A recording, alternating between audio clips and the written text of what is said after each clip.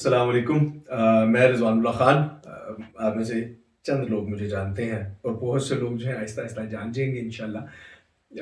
दोस्तों ने कल पहली वीडियो अपलोड की तो बहुत से मशवरे दिए और बहुत मुफ़ीद मशवरे दिए अल्हम्दुलिल्लाह। बहुत से लोगों ने बड़ी अच्छी-अच्छी ऑफ़र्स भी की कि हम आपका काम हम सँभाल लेते हैं। किसी ने कहा आपके थंबनेल्स मैं बना के दे देता हूँ। तो थैंक यू सो मच सब लोगों का कि आप लोगों ने बड़े दिल से ये सारी बातें की और उन असातिज़ा का भी जिन्होंने एप्रिशिएट किया और जिन्होंने कहा कि यार काम स्टार्ट करो, काम करो, किसी भी चीज़ से स्टार्ट कर लो बस। तो लोगों ने पूछा है कि पर्पस क्या है इसके पीछे? इसके पीछे पर्पस कई किस्म के हो सकते हैं। जैसे नॉर्मली जब मैं शुरू में इस फ़ील्ड के अंदर आया तो बहुत से लोगों ने मुझे कहा कि रिज़वान भाई यूट्यूब के ऊपर आए, वीडियोज़ बनाएँ और उससे पैसा कमाएँ, ये सारी चीज़ें। तो फॉर मी पैसा कमाना, फ़ेम कमाना ये सारी बाय प्रोडक्ट्स हैं क्योंकि अल्हम्दुलिल्लाह अल्लाह रब्बुल इज़्ज़त ने एक टाइम था कि फ़ेम दिया और फिर मैं वो जिसे कहते हैं ना गोशा नशीनी इख्तियार कर ली और दोबारा लौट के आया हूँ। तो वो सारी बाय प्रोडक्ट्स हैं फॉर मी। ये सारी बाय प्रोडक्ट्स हैं। अल्लाह ने देना होगा इंशाल्लाह, किस्मत में लिखा होगा, अल्लाह ने वो रिज़्क के अंदर ये सारी चीज़ें शामिल की होंगी तो आ जाएगा।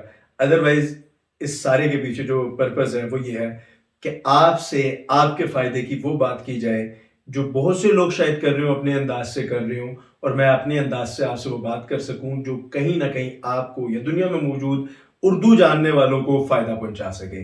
जिसके अंदर हम पर्सनल डेवलपमेंट के ऊपर बात कर रहे होंगे कि अपने आप को कैसे बेहतर किया जा सकता है, अपने ज़ात को कैसे बेहतर किया जा सकता है, अपना कॉन्फिडेंस कैसे बिल्ड किया जा सकता है, कम्युनिकेशन को कैसे बेहतर किया जा सकता है, अपना कंटेंट कैसे बेहतर किया जा सकता है, लिखना पढ़ना बेहतर कैसे किया जा सकता है और बहुत सी लाइफ में जो नॉर्मल लाइफ में हमारी चल रही होती हैं इन सारी चीज़ों को कैसे बेहतर किया जा सकता है। प्रोफेशनल डेवलपमेंट है कि एक बच्चा स्कूल, कॉलेज, यूनिवर्सिटी की लाइफ से निकलता है और वो घर में पैम्पर्ड हुआ होता है और उसने अब प्रोफेशनल करियर के अंदर आना है। वो कॉर्पोरेट सेक्टर में एंटर होता है तो उसे बड़ा रश नजर आता है, वहां पे पॉलिटिक्स नजर आती है, खींचातानी नजर आती है, एक दूसरे की टांगे खींचने वाले नजर आते हैं तो वो घबरा जाता है।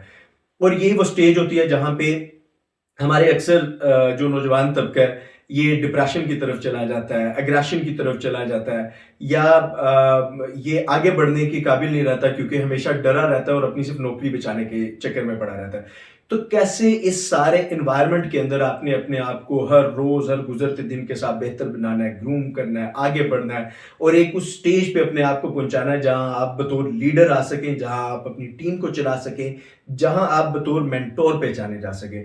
तो इन सारी चीजों के ऊपर भी बात होगी, लेकिन सबसे बढ़कर एक बात वो ये कि हम एक आम इंसान इन आम इंसानों से बात कर रहा होगा, एक आम फर्द आम अफराद से बात कर रहा होगा, आम अंदाज में बात कर रहा होगा।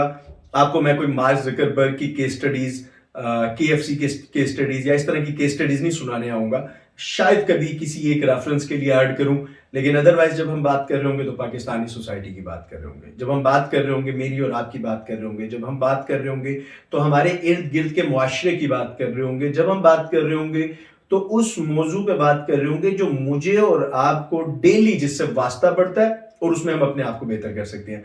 कुछ मौजूआत ऐसे भी होंगे कि हम तारीख से कुछ वाकयात उठाएंगे, कुछ शख्सियात उठाएंगे जिनसे हम मुस्तकबिल को बेहतर करने के लिए सबक सीखेंगे। कुछ ऐसे अफराद को लेंगे, उनकी मिसालों को लेंगे जो हमारे ही आबा थे, हमारे ही बड़े थे, हमारे ही मुसलमानों के सरबराह थे, लेकिन आज हम उन्हें भूल गए, में उनके नक्शे कदम से हटे हुए हैं। तो क्या उनकी ऐसी जिंदगी की खासियत थी जिस जगह पे वो आज पहुंचे, हम लोग उन्हें जानते हैं, दुनिया उन्हें जानती है, लोग उनके नाम लेवा मौजूद है। तो वो खासियत, वो उनकी मिसाल, वो उनके जो फुटस्टेप्स हैं, उनको कैसे आज हम अपनी लाइफ के अंदर लेके आए, उसकी पैरवी करें कि हम अपना पाकिस्तान का, मुसलमानों का, इस्लाम का एक रोशन ताबनाक मुस्तकबिल देख सकें। तो इसके ऊपर भी इंशाल्लाह बात होगी। साथ में कभी कभी हो सकता है कि हम पोइट्री के ऊपर बात करें, पोइट्री हो सकता है कभी कभी आपको सुनाऊं और हो सकता है कि कभी कभी आपको खास तौर पे इकबाल की शायरी वो सिर्फ सुनाऊंगा नहीं, समझाने की भी कोशिश करूंगा जितनी मुझे समझ आएगी। जितना मैं समझ पाया हूं उतनी समझने की कोशिश करेंगे। और साथ ये कि आम जिंदगी के अंदर रिलेशनशिप्स को कैसे बेहतर किया जा सकता है, रिलेशनशिप्स कैसे कायम रखे जा सकते हैं, कैसे दायम रखे जा सकते हैं, कैसे उनको परवान चढ़ाया जा सकता है। मुझे सिर्फ इस मौके पे एक हदीस याद आई है कि पीआर पे बड़ी किताबें पढ़ी, सारा कुछ किया, लेकिन अल्लाह के नबी सल्लल्लाहु अलैहि वसल्लम की एक हदीस पढ़ी और वो ये था, अगर तुम चाहते हो कि लोग तुमसे मिलने आए तो तुम लोगों से मिलने जाया करो। तो इससे बड़ी क्या टिप हो सकती है? हम ऐसी बहुत सी चीजों का अहाता कर रहे होंगे जिससे अपनी जाती जिंदगी, अपनी प्रोफेशनल जिंदगी, अपने जाती ताल्लुकात, अपने प्रोफेशनल ताल्लुकात, अपनी जाती अफादियत और फिर दूसरे इज्तमाही अफादियत के ऊपर काम किया जा सके और इस मुआशरे को बेहतर किया जा सके।